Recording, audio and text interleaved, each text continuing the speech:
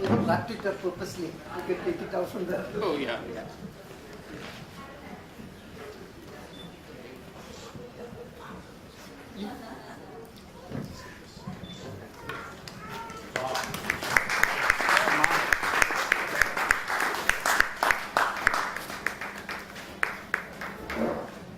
And as regards both what Kumar said and what my chapter in the book is about bazaars, I'm afraid I've actually never felt more pessimistic than I feel currently.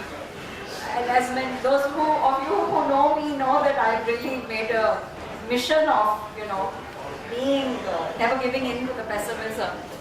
And the reason for it is simply this, that a lot of the trends that we had put so much faith in, so much hope in, and I spent about 20 years in the alternative sector, and then I spent about 12 years very much in the mainstream, mapping market, alternative market strategies and all that. And a lot of the people I have looked up to and who have done pioneering work in imagining different futures and actually doing them. So for example, a small idea like socially responsible investing. It was, as you said, unimaginable, say in 1985, and it became very real by the turn of the century, and about 2 years ago it had crossed, I don't know what, the 21 trillion mark or something. But if you do an objective analysis today of that trend, it is still not even a speck. And the more importantly, it has become a boutique feature inside the mainstream, without in any way challenging the premises of the mainstream.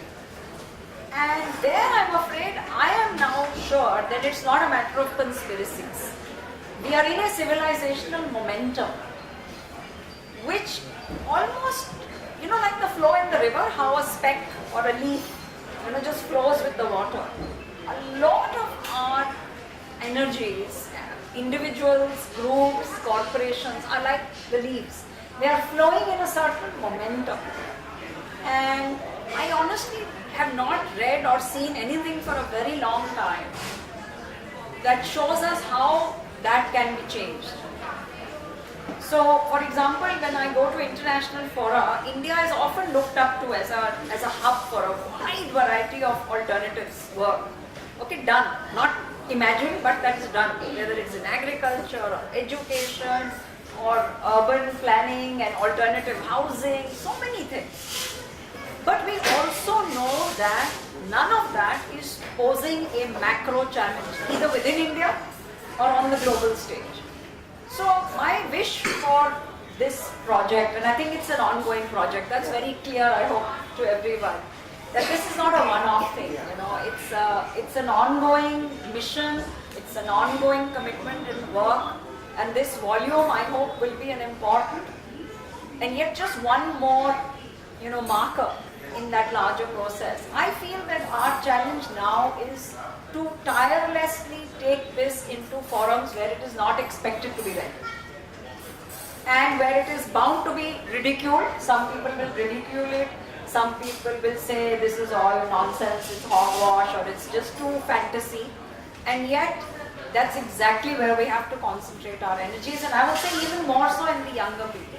So I'm going to be lobbying internally for some of us, and particularly the editors, to do a tour of all the IIMs. Absolutely. No, I'm saying that's exactly where it has to be taken, because that's where the decision makers of tomorrow are being trained. We must do a session of this at the Mussoorie Academy, because if we don't get these ideas to them, then it's our fault. And I, lastly, never doubt how much incipient anxiety there is among people who look very confident about the way the game is going. In their heart of hearts, if you talk to people, if you scratch a little below the surface, I have rarely met a person in position of power who, if you talk to them a little deeply, will not admit that they know in their heart of hearts that this party cannot go on.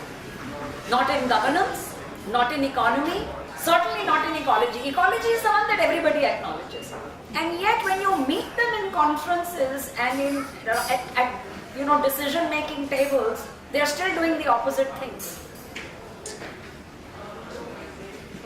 So I'll close with one example. I served on a FICCI committee on the blue economy.